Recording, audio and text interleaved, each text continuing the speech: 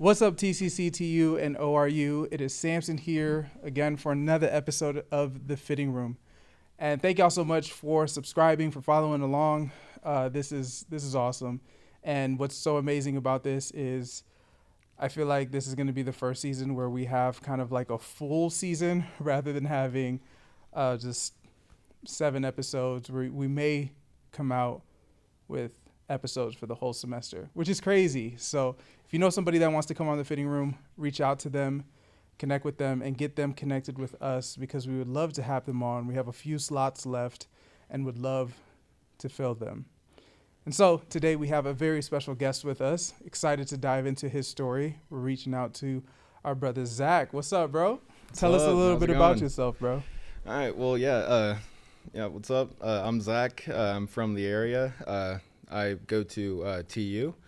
I'm studying Petroleum Engineering, but I'm thinking about switching my major to maybe something agricultural. I'm not really sure because I don't think petroleum's working out for me, but Okay. I mean, we'll see how it goes. Yes, sir. Yes, sir. And what year are you in? Oh, yeah, I'm a freshman. Freshman. Solid, bro. Yeah. Thank you so much for coming on. This Hey, is you're exciting. We've been trying to get this connected for a little bit, but finally we're here Yeah. and we're recording. So we're excited, man. Tell us, how did you get here? Well, I mean, it all starts back in 07. So my dad was working at Sunoco in Toledo, Ohio, and he got a opportunity to come down here to Holly Frontier for like a transfer deal for like 3 years, I think. So he was like, oh yeah, screw it, I'll do it. And I mean, it's kind of weird doing it because I mean, I was only like 3 months old or something, but so yeah, he did it. Came down here. Then a little while after that, Sunoco up north folded, so we had to move down here. That's real. Yeah, I mean, it was kind of a weird thing. I mean, we had a conversation about it like a while ago, like how it was kind of like a bad idea to do it because my grandpa died not too long after. But so he wasn't really able to see me. But I mean, you always kind of got to look at the big picture of it. I mean, it did work out. I mean, now I got amazing friends here, and I'm going to TU. Yeah. But so yeah, I mean. So you pretty much grew up here. Yeah. I mean, Yeah. I still like to say that I'm an Ohioan because, Yeah. I mean, I don't really like this state that much. Wait, Not trying to diss on all of y'all, but so you say like so you kind of more say rep Ohio area. yeah. But kind of grew up here in this Yeah. area. Okay. Yeah, and then so it was kind of like senior year, we were kind of like thinking about like, oh, where should I go to college? So I was kind of thinking like, oh, what should my major be? Like, oh, should I do mechanical engineering? I've always liked cars, so I could do mechanical. Then that's like a big like broad thing. My Yeah. dad was like, oh, you could do agricultural, and I was like, okay, let's look at some agricultural schools. So like Michigan State, Texas A&M, OSU, I think BYU, I think too. Okay. So you were interested in agriculture before even coming to college. There was an interest there.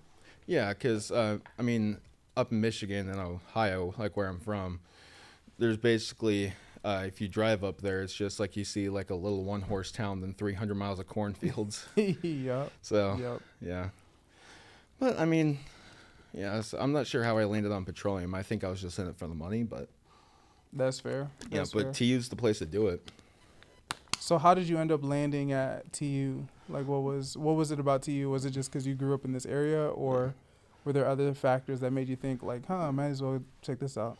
So I think it was like my 17th birthday or something. We were at this local pizza joint called Savastano. It was on Memorial, and my dad was talking about like this how TU was having college visits, and I was like, oh, I'm not even sure how to apply. And then he was like gave like a piss sigh, then took my phone, signed me up, and then.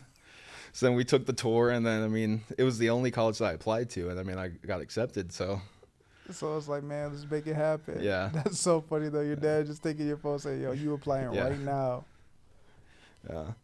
That's cool. Yeah. And so when you applied, were you, I mean, because agriculture was kind of somewhere in your mind, Yeah. but for the most part, what was it that led you to, say, wanting to do petroleum engineering? Well, I mean, the big thing that kind of brought me to petroleum engineering was that TU doesn't offer ag. So I was kind of like, oh, okay.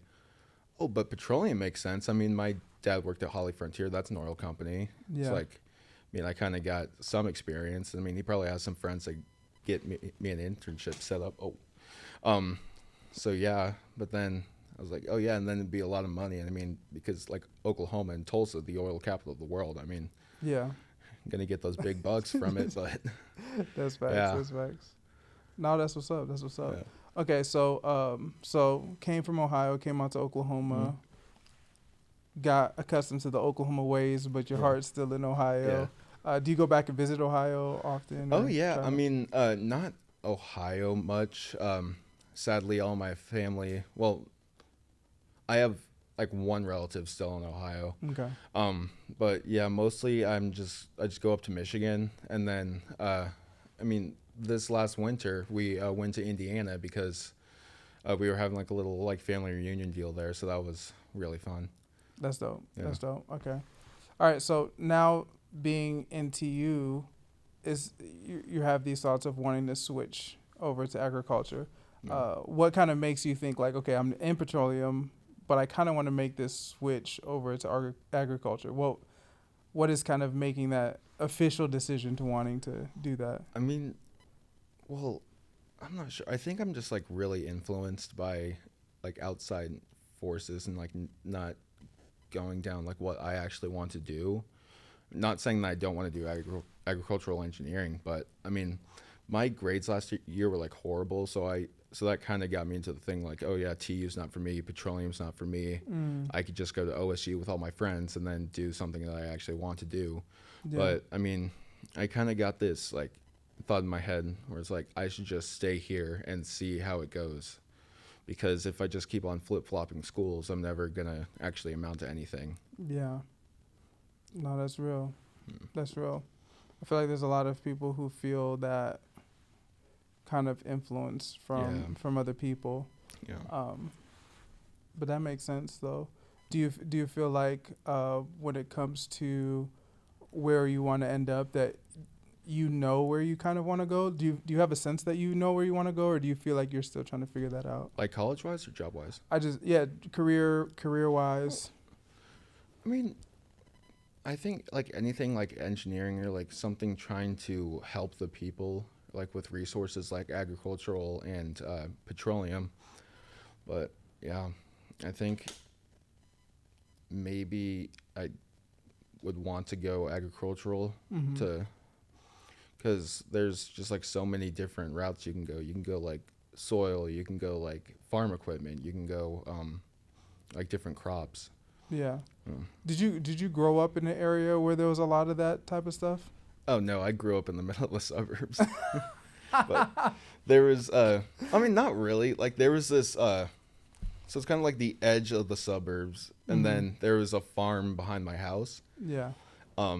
And there were these two horses there. One of them was like a white horse, and then one of them was like a black and white speckled horse. So we called them oh wait, it was brown and white, so we called them Cinnamon and Sugar. Yeah. But so yeah, I mean I kind of was always like around it because I mean my grandma lives like on land, like she not sublets, she rents it out for Oh. crops and stuff. But I mean, yeah, sadly the people behind our house sold it, so now there's just a ton of $500,000 houses with barely any backyard. But That's real. yep, can't shoot pellet guns back there no more. But small price to pay. No, that's real. That's real. Okay. No, I was just curious because going to agriculture sounds like something that's really on your mind. Yeah. At the same time, it's interesting because it almost sounds like there's a part of you that still kind of wants to stay committed in the direction that you're going now. And so how do you see these two things like coming together or working out or one after the other? Do you see it finishing out petroleum and then trying to switch over to agriculture? Or when you say finish out, do you think like finish out this semester? No, I kind of think of it like finishing out this year and then next year. So because I mean mostly like if you're like an undeclared major, like your first 2 years are gen eds, so you have that 2 years to kind of decide. So Yeah. I'm kind of like taking the same route. But then I mean also I'm not sure because in petroleum engineering at TU, it's just like your first 2 years are just like normal shit, Yeah. and then third and fourth year are nothing else other than petroleum engineering. Oh man. So I'm So not that's when sure. it gets crazy. Yeah, so I'm not sure if it's just because I'm like dreading that or because I actually want to like take a different route. Yeah. Yeah. No, that is tough to think and process. Are there any classes that you're taking right now that's kind of in that direction of petroleum engineer, or is it all just strictly gen? No, yeah, it's mostly just gen eds. Okay. Are you able to connect with like professors and other students in that program to see kind of what it's like? Oh yeah, we Okay. have student success coaches, and Okay. luckily for me, I believe mine is only petroleum, like only oversees the petroleum engineers. Oh. So, you know, I So mean, so the people in the student success are kind of focused on helping prepare you for what you're getting into, at the same time helping you with what you're doing now in classes. yeah. Okay. Yeah. No, that's what's up. That's what's up. No, that's cool. Okay. So that's kind of where you're at now. So Mhm. what are some like challenges, maybe even some opportunities that you've been dealing with recently, just in your My life. area right now? I mean, mostly like the problems that I face are with my mental health. I've suffered from OCD and ADHD like all my life. So, I mean, that's just been kind of a burden on me, but there's sometimes where it's like I can push through it, and then there's just some times where I'm just like having mental breakdowns, like Yeah. I can't deal with it. Where does it show up the most Um, as a challenge? well, I mean, mostly my ADHD is kind of like for like classes. Like last year, I barely went to any of my classes because I was just like, no, I could just do different things. Like I can play on my phone, I can go play video games or something. Yeah. Then with my OCD, it's like well, my big thing is contamination OCD. So it's like if there's like a certain thing in my house or like a certain thing at school that like I know is like contaminated, Mhm. like maybe someone pissed on it or something, or like Yeah. someone forgot to wash their hands or something. I'm like, no, I can't do it. I'm not doing that. So, I mean, it's become a big thing with that. And like also at my house, it's like I think I'm driving my parents crazy, going like, no, I can't. But Yeah. yeah. Do you live on campus or off campus? Oh, I'm a commuter. I'm from Jenks. Okay. Okay. Yeah. Okay. When did you kind of first start noticing that you were dealing with some of these things?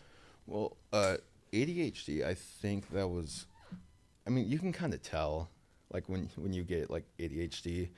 So it was like sixth grade. Oh, I can't pronounce that word. Sixth grade.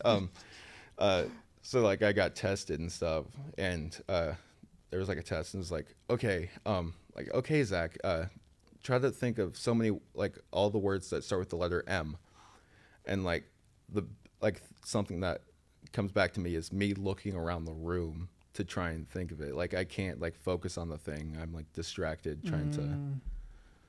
But Yeah. yeah, and then my OCD, it kind of started. I forgot how old I was, but it was trying to make my body even. So like, say I hit the mic like this with my right hand, I'd have to hit it twice with my left because I hit it with my right and then I hit it with my left. But then because the left one was second, I have to hit it with the right and then with the first, or with the Yeah. right hand. So That's interesting. yeah, Because I feel like I've heard. I feel like OCD is one of those things that maybe even comes in so many different forms. Like it just Yeah, looks it so does. different for so many people. yeah. I mean, there's like contamination OCD, like stuff like that, and then there's also like really bad thoughts. Like there's one that it's like I could be 100 feet from a stop sign by my house, and my OCD is like keep your goddamn foot on the throttle. So Yeah, that's also kind of scary. yeah. So how do you, or how have you worked to manage it, or have you found it difficult to manage, or have you found some ways to cope with some of this or to work around some of this? Well, I mean, I have a little bit. I mean, prescriptions obviously help. I've Yeah. been taking Ritalin and Prozac for a while, trying to like keep it down, and then also working with doctors. Like we recently switched doctors, and she's really helpful on like trying to get all this to help. Yeah. Yeah. And then also, I'm sorry, what was the question again? I'm very forgetful. No, I was just asking what type of things or ways you found to Oh, mitigate yeah, some of the. Yeah, and then like also like I've been thinking about therapy, but we had this like Zoom meeting with a therapist, Mm-hmm. and he was like, "How about you try exposure therapy?" Do you know what that is? I can imagine what it is, but I might need you to guide me in the right So path. it's basically like, so say you have a fear of spiders, you're in the room with a spider, pretty much. Oh. Yeah. I'm and so So it's pretty yeah, much like, yo, just do it. yeah. Do it there. And my main like things with OCD are like I don't like touching anything that's been pissed on, shat on, like any body fluids on it. So I'm like, oh hell no. Yeah. No, that sounds crazy. It's Yeah. all like, yeah, go over there and sit over there on some of that nasty stuff. No, Yeah. I'm not doing that. Yeah. Like, why would I do Yeah. Oh, okay. Bring in the pisser. Yeah, no, that'd be Yeah. traumatic, bro. That's Yeah. not. I mean, even for someone who doesn't have that, it's still like, yo, that's Yeah. crazy. That's crazy. Yeah. I mean, I don't think it's. I'm not sure if it's actually like that, but like me hearing it for the first time. Oh, I can It's like imagine. barely having it explained to me. I'm like, no, no. I mean, this is me hearing it for the first time. Yeah. I'm like, what is that? Yeah. Okay, no, that's real. So, transitioning from last semester where there was kind of like some struggles and whatnot into this next semester, do you sense yourself being able to get some footing in some of that? Oh yeah. It's like my work schedule is like way lesser now. It's like I only have to worry about like pretty much like 3 days a week because I mean on Tuesdays I only have one class. Thursdays my whole schedule's fine, and then like I have nothing on it. And then like Fridays I only have like 3 classes. But the only thing that kind of sucks about it is my first class is at 9, then I have one at 10, and then I don't have anything till 1. So yeah, and like being a commuter, there's nothing to do pretty much. On campus? Yeah, Yeah. I mean other than go to like the dining center or something. No, that's real. That's real. No, that's cool. I do sense a lot of people do struggle with a lot of those pieces of whether, ADHD. We've had people who come on who've shared some of their battles with ADHD and things of that nature. And so hearing how you've been working through it is really cool. Is there one thing that you found that worked a lot better than a lot of the other things you tried? Like, oh man, this helps me a lot compared to some of the other things. I mean, there's a lot of things that do help.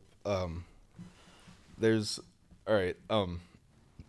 So about 2 years ago, I tried edibles for the first time, and I was sleep deprived, so I just found them. Yep. I took some. I was chilling for like the rest of the day. I couldn't feel anything that I ate, and then we went kayaking the next day. I was still coming off of it. And I was just moving so slow, and like my brother Zane was in front of me, and I was like, "Yo, Zane, wait up, man." Yep.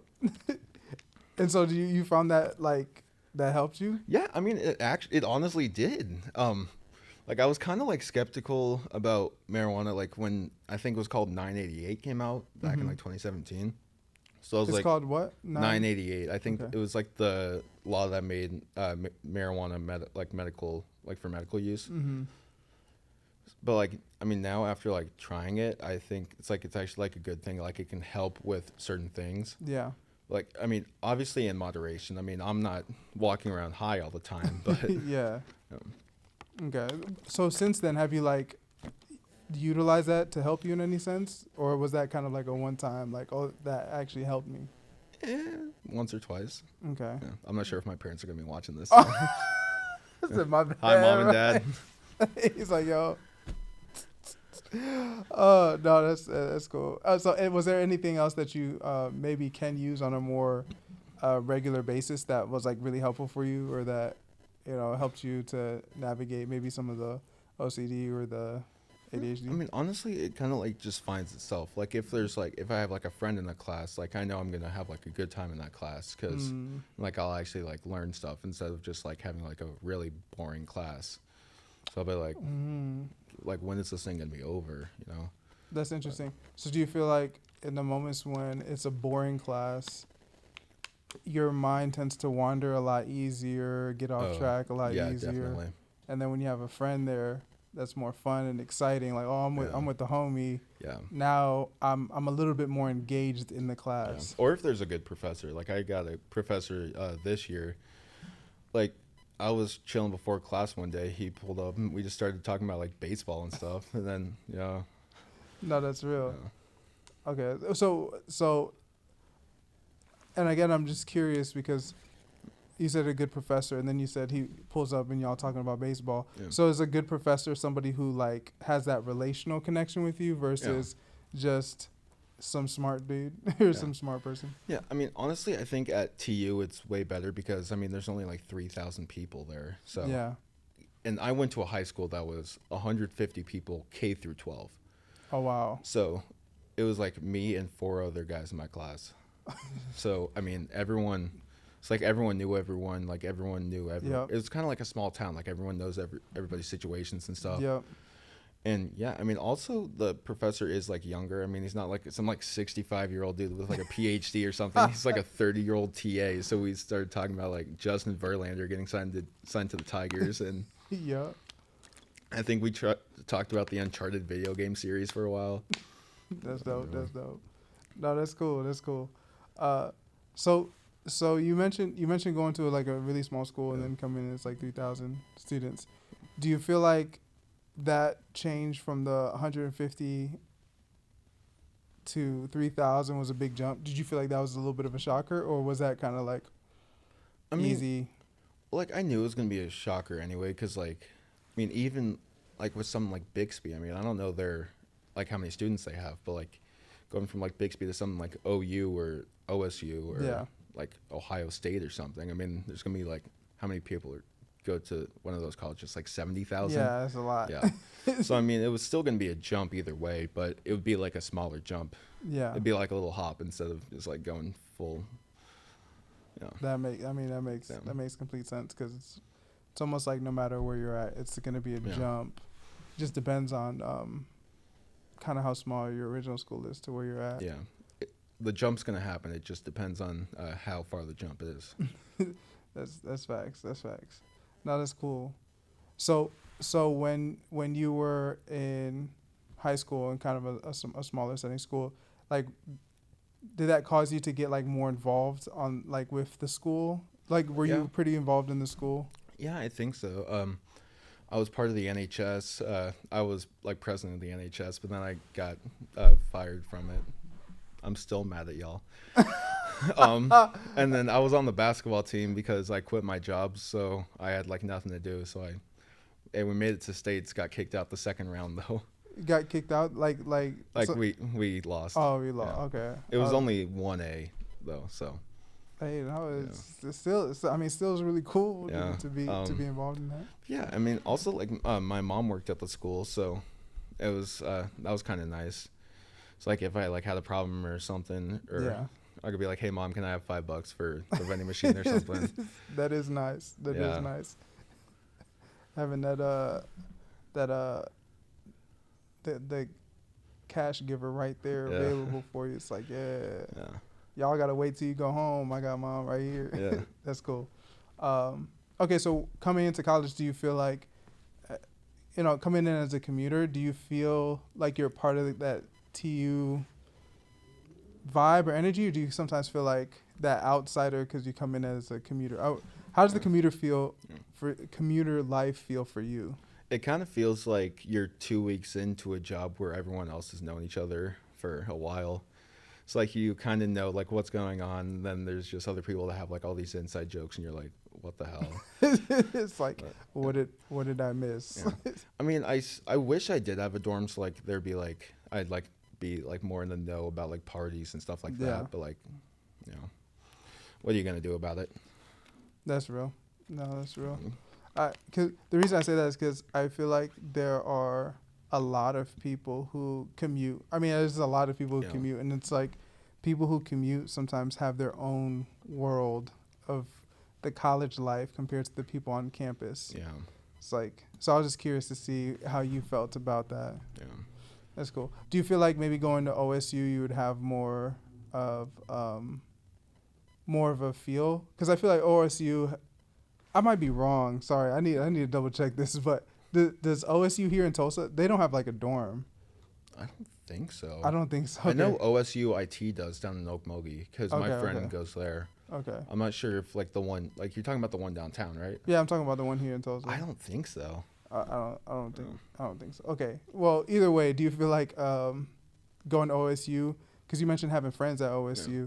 Do you feel like going to OSU will give you more of that being in the know, just because everybody's kind of in the same pocket of space? Yeah, definitely. Because I was thinking about going over there this semester, and me and my friend were talking about getting a dorm together, like an apartment together. Yeah.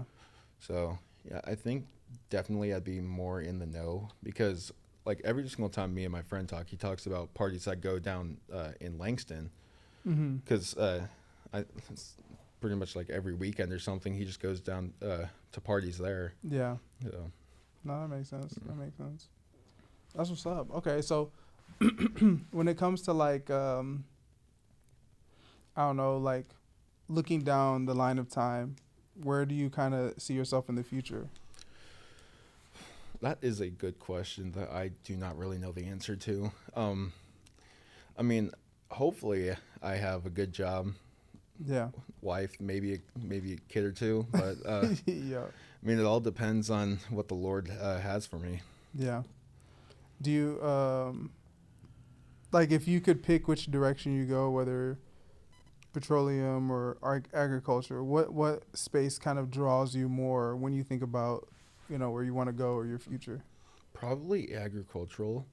Like it's kind of like a Venn diagram. I mean, it kind of makes sense because like ethanol is made like agricultural, then petroleum for like the other parts of gasoline. I think I don't know. Yeah. I don't. I mean, I don't don't really know. Yeah, so I mean, it kind of crosses over. It's Yeah. like I could kind of like be in both fields, but I think honestly more agricultural Yeah. because then I could be working with like farm equipment, soil technologies, different crops, maybe even find a new crop species or something. Yeah. So if someone goes into agriculture, what type of jobs do they do? Do they work within organizations? Do they have like, would you typically start your own business? Would you start a farm? Like how does, I'm always curious. I don't know the career options from agriculture. Well, my friend's in agribusiness. So, I mean, I was kind of looking at like the majors that OSU had related to agricultural. So it was like soil technologies, and then like I'm be talking about like both agricultural engineering and agribusiness. Yeah. So my friend I think he's planning on starting his own veterinarian clinic. Yeah. And he's in agribusiness, and then I think like most of it's like soil technology, crop, farm equipment, and then like buildings like barns and stuff. And I mean, kind of going back to what you said about like a farm or something. I mean, if I win the lottery, I'm definitely buying myself a farm, but yeah, it's not in the budget right now. I mean, maybe when you get that petroleum money coming in, start seeing the options. No, that's what's up. That's cool. Yeah, I was just curious because I've heard agriculture, but it sounds like within agriculture, there's a lot of different sub areas that you can maybe even, I don't know if I can use this word, specialize in within agriculture, which is cool because it gives you a bunch of different options. Yeah. That's cool. Well, that's dope, man. Definitely, it's cool hearing the kind of journey that you're on, because I think the space that you're in is a space that a lot of people find themselves in.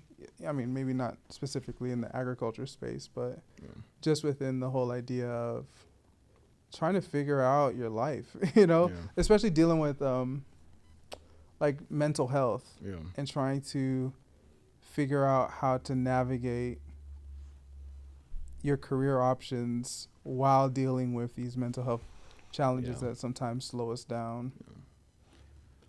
I mean, that's kind of the one thing that's keeping me here at TU, because I mean, my parents just live, like, I still live with my parents, so like, Yeah.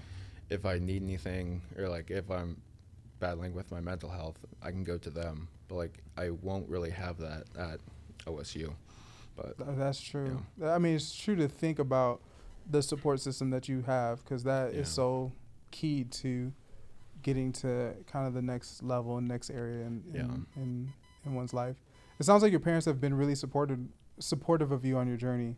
Oh, yeah. You know, like whether at school with your mom working there and kind of just occasionally hooking you up with the $5 for a vending machine, or whether it's like, you know, your dad saying, you ain't signed up for school, give me your phone, like we're gonna do this right now. You know, it sounds like your parents are really there for you. Oh, quite a bit.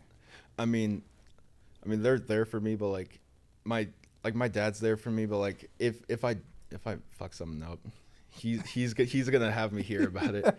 Like, me and my brother were fishing in our neighborhood pond, and there was a muddy part, so kind of how it's laid out. Hold on, dang it. So, all right, I'm channeling my inner Michigander by doing like the mid thing. All right, so it's kind of like here's the road, and then here's like a first pond, and then here's like 131st. Yeah. And then the pond's right here, and then basically it's just like a patch of grass by the fence. So I was trying to just park by the fence instead of driving, because I'm fat as hell. I mean, I can't walk that far. I feel you. So I thought I lined it up perfectly. Like, I parked there the first time, and then I just went home to grab something, and then I kind of overshot it, got into the one part of the 100-foot patch that had mud. So yeah, my car was just like this the whole time, and then my brother was pissed at me, and I was like, Zane, throw your goddamn pole down and help me fix this. So did your dad show up for that? Oh yeah. He pulled up, and then he started yelling at me, obviously, and he was like, oh god damn it. And then like some people pulled up, and there's this dude that like helps pull out fire trucks or something. Yeah. So he strapped that up to the back of the truck, and then there's this other guy that stopped, and he came to the window, and he was like, okay, when he starts driving, you do this with your wheel so you don't like hit anything or something. But yeah. Yo, that sounds crazy, bro. I can't even imagine that. Yeah, but like there's other times where it's like he's not pissed at all, where it's like things that like weren't my fault, obviously. Like so my car is like horrible. It's like an '08 Ford Escape with like 215,000 miles on it. Yeah, it used to be my grandpa's, God rest his soul. But I mean that thing still runs. Thing still drives. AC runs cold. Stereo sounds good. So That's we're gonna nice. get as much as we can out of it. But we were I have this thing with like when I'm telling stories, I just go on random tangents. So I mean, not to boast or anything, but I won this TV at a TU event. So we cut down the box, and we were gonna go to Mr. Murph to throw it away. You know what Mr. Murph is, like the recycling deals? I don't think I've heard of Mr. So it's kind of like a dumpster that like schools have, but it's Mr. Murph. Like that's like the mascot of it, and it's just like for recycling. Okay. So we were gonna go to the one at Bixby High School, and I typed in Bixby High School into my directions, and then it brought us to the stadium. So I'm like, it was me and my brother, and I'm like, what the hell? So I tried to turn, and then I'm scared I'm gonna hit this orange barrier, and then my wheel, like I can turn it, like I could just keep on spinning it, tires won't turn at all. So I'm scared. Wild. I just slam on the brakes so I don't run into this barrier. I put it in park, and then of course like everyone's trying to like get out because like that's like the exit. So I'm like, dude, just go around. And like I kept on like turning on and off my hazards because the clicking sound was just making me mad. Yeah. So, yeah, and then my dad pulled up, and we tried to get into a parking spot, and the parking lot was pretty much empty except for this one car, like 10 feet from the line that my car could hit it. Yo. So and then he was like, oh, and then I was apologizing because I mean that's how I am. I'm from the Midwest, so I'm like, oh, I'm sorry. And he's like, no, you handled that perfectly. I'm just happy that it didn't happen on the road. You could have gotten killed or something. I mean, So that's like, facts. yeah. Bro, how wild it is to turn your wheel and the wheels don't turn, yeah. bro. It's crazy. Yeah. So I was just figuring out how to do it, and then I think I broke a part off my car or something while just like yelling. But you know. That's dope. That's dope. Yeah. That it's cool. It's cool. It's cool to see how, like, again, just your folks support you, and Yeah. maybe they might give you a hard time if you do something that's a little wild. It's tough love. Tough love. Yeah. Show you a little tough love, but at the same time, be able to kind of taking it easy on you when needed, and to show that support. That's cool. Okay, so at the end of these like podcasts, one of the things I like to do is give an opportunity for the guests who came on to kind of give some words of encouragement to somebody that's going through some kind of similar to their story. And so what words of encouragement would you give to someone who maybe is coming into university with some challenges? Maybe they deal with the ADHD, OCD, dealing with some things, and at the same time want to achieve some success in their college endeavor. What words of encouragement could you give to them? All right. So if you're going into university, so first, if you have OCD like myself, especially contamination OCD, no, it's not contaminated. It's okay to touch. Well, if you have ADHD, Ritalin is the best to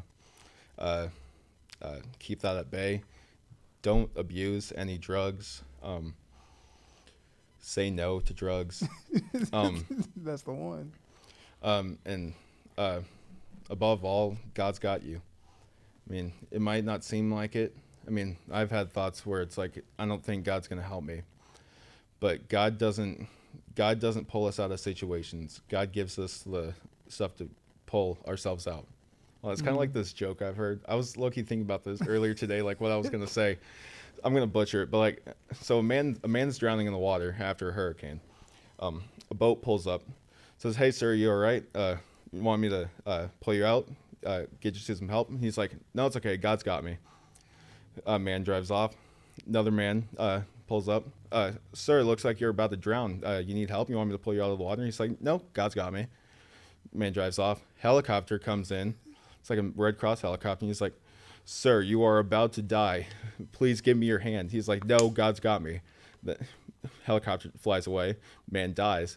And then he goes up to God and he's like, "God, what the hell? Why didn't you save me?" And he's like, "What the hell? I gave you 2 boats and a helicopter. Why didn't you take the opportunity?" He's like, "Yo, you should have taken one of those chances, bro. I sent you all the help you needed." No, that's cool. And just from the sound of it, it sounds like a lot of that help came from like from your parents. And some of that help came from some of the psychologists and people that you were able to connect with. So that's really cool. It's cool that you don't just have those in your life, but you utilize, take advantage of it and really lean into those spaces. Oh, and one more thing. Like if your college has like accommodations or like mental health things, it's not a handout. I've thought they were myself. Like I thought it was just like a way that I can just like not actually get through it by myself. But if you decide to not take those, just try to get through it yourself, you're not going to get anywhere. You're going to be like that man that didn't take the boat. Yeah. Always take the boat. Always take the boat. Moral of the story, always take the boat.